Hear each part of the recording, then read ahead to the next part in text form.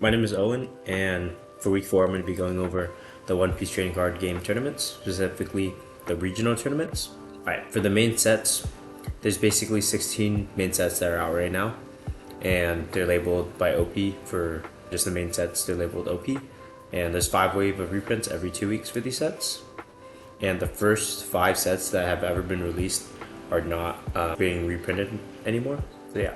Let's go into the 2 limited run sets. So there's extra booster sets. These are labeled by EB. And there's also premium booster sets, which are labeled by PRB.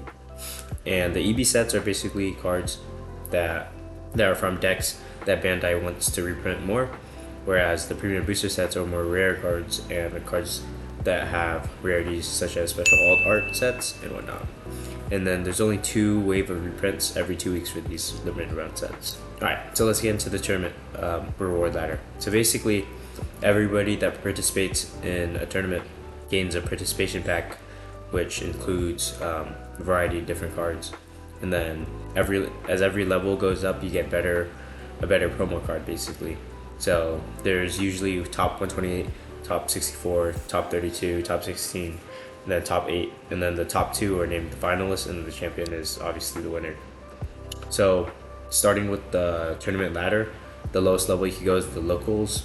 So this is just at your local store, which could be there's like many local stores in each state in the US and specifically North America. And the next level would be the store championship, which are just bigger, larger store events with better prizes. And yeah. So what tournaments have top cards? So all the regional championships, which we'll be specifying today, have top 64, top 32, top 16, top 8 cards. Whereas national and championship finals have more rare cards, like one-of-one cards. And yeah, so as you can see on the left here, we're going to be going over regionals specifically. There are major events across cities and convention centers throughout the US, so it could be in like LAX or New Orleans or whatnot. And then there's the next level after regionals is nationals. So this is like where the top players from every region compete, whether it be online or offline. So the third part of the ladder is worlds. This is basically one tournament that's held somewhere in the United States with the best players in the world. And yeah, the rewards for the World Championships include top 16 finals and championship cards. As you can see here with the championship stamp on the top 16 as well from 2025. And there's usually like one winner in these events as well. Regional championships, which we're going to be going over today, nationals, and the World Championship. Yeah. So each level has different rewards, and they all happen in the US or Canada, as we were talking about North America.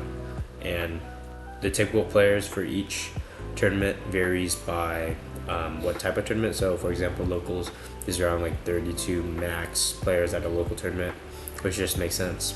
Whereas a regional championship, it could be over 500 to 2,000 players. Yeah, so the step 1, we need to gather the data, understand what data we want to use for a data set. So yeah, the data set that I want to make has regards to the regional championship prize cards. So these will include like the top 64 cards, top 32 cards, top 16, 8, the finalists, and championship cards specifically for the regional tournaments.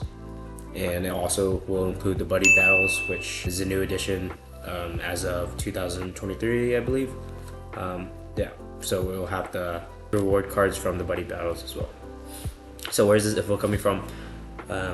We're obtaining the data from the Bandai official tournament pages, which they have archived all the previous years since the trading card game has been out since 2022, as well as we'll be using TCG Player to gather the raw market price, and as well as eBay sold listings to just gather the prices of the tournament cards that are not shown on either of the other pages. The reward level will be whatever, will be like top 64 or top 2 or finalists, and as well as the market price, which we will obtain from TCG Player or Price Market.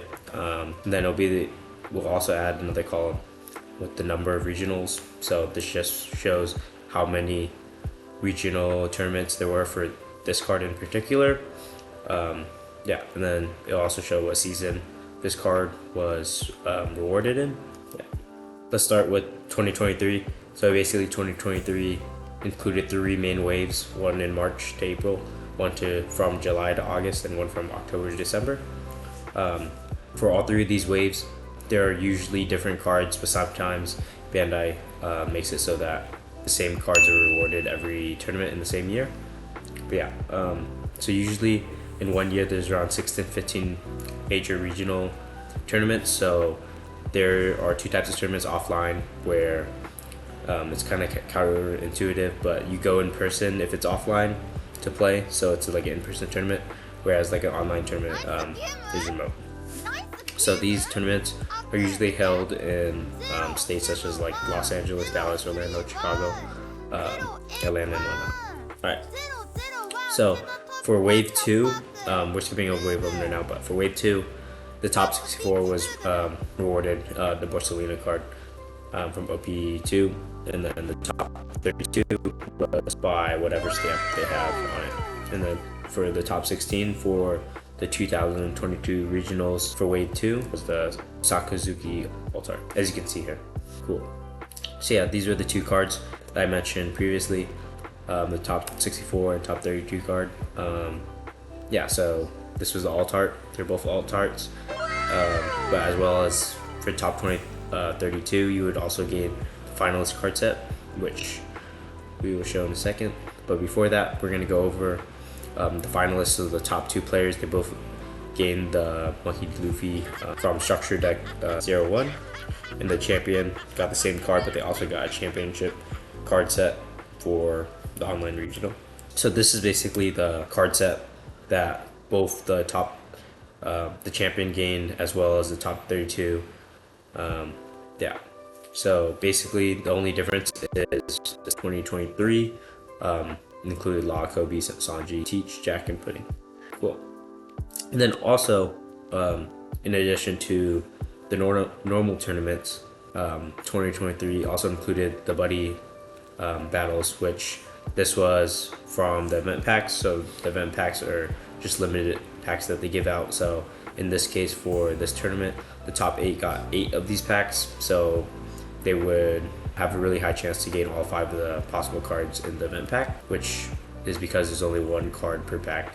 And top 8 was granted 8 cards, or 8 packs, sorry. And then second place was granted 2 packs, and then the champion was granted 1. But the thing is, if you are the champ, you also get all of the rewards from the champ down. So you would also gain all the rewards from top or second place, top 64, top 8, top 32, and whatnot. Alright, so this was the champion reward for the buddy battle, which was the Chopper alt art. Yeah, as you can see here, pretty cool card for listening. And the next step, since many of you guys are traveling right now, the next steps would be for this presentation would be to gain more data on the tournaments and go to the next years. And then also, this is like a sneak peek for the data set that I'm working on, just on the Excel. I'm just listing the cards that we have so far for 2023, and then as well as for each tournament, how many tournaments there were, what cards were awarded for yeah, the top 64, top 32, or whatever. Cool.